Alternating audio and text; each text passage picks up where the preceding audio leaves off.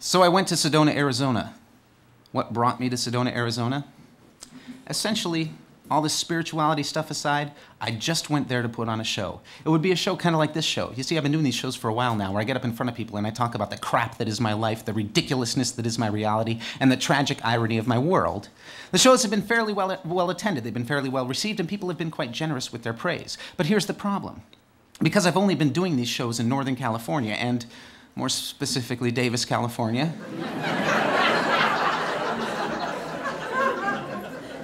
the only people who come out to these things are either friends of mine, family members of mine, or people who recognize my name from some band that I've been in at some point or another. Do you see my point? Everybody in the audience knows who I am. So although the praise I receive is very much appreciated, I can't help but feel like it might be just a little bit more supportive than it is sincere. So I wanted to go someplace where I knew absolutely nobody, but more importantly, nobody knew me. And I started to use my insomnia as a tool to obsess over this idea. I would stay up late at night and picture it. It would be a small town, a tiny little town. You know the kind of town that you drive for 200 miles in the middle of nowhere, and you get to this tiny little place, and then you have to drive 200 miles before you get anywhere else? And nobody in this town ever does anything because there's nothing to do. And nobody in this town ever goes anywhere because there's no place to go. And then one day, a stranger comes to town, and that stranger would be me. I'd be like a modern-day Harold Hill. You know Harold Hill from The Music Man?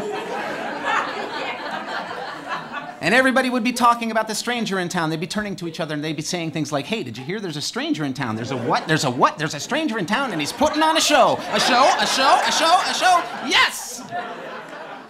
And come Friday night, I would put on a show and everybody in town would come out to see my show and they would let me know what they thought. And I'd know what they thought and then I'd disappear. They'd never see me again, but they'd think about me and they'd talk about me for the rest of their lives. That was the plan.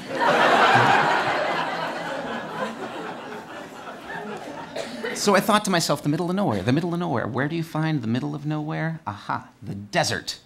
And I liked the idea of the desert. I liked the idea of the desert because I liked the idea of heat. I want heat. I wanted to sweat. I wanted to sweat so bad. I wanted to sweat so bad, and I started creating this fantasy in my head. I'd be driving in the middle of nowhere, and it would be like 110 degrees outside, but that's okay because I have air conditioning in my Ford Escort station wagon.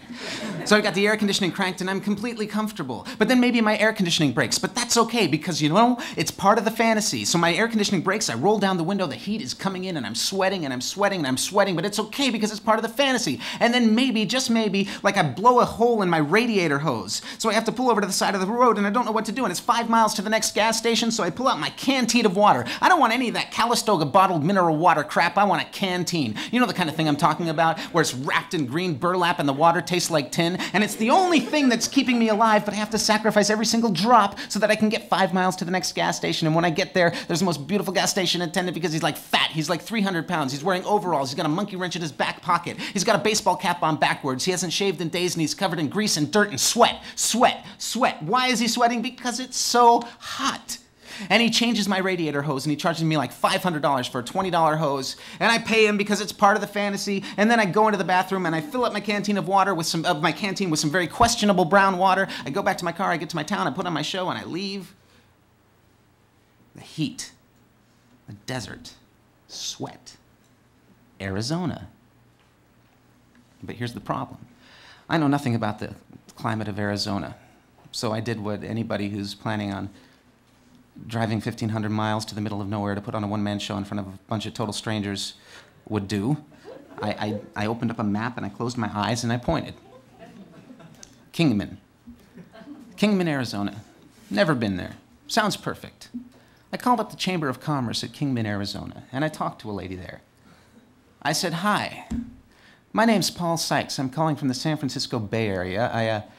I'm thinking about coming out to Kingman, Arizona to put on a one-man show. It's sort of about me complaining about my life and my problems and my world, and I just wondered if you thought maybe the people of Kingman would enjoy something like that.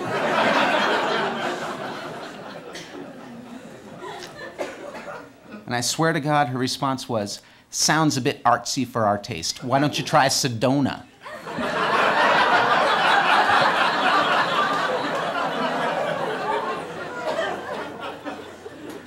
That was the first time I had ever heard of Sedona.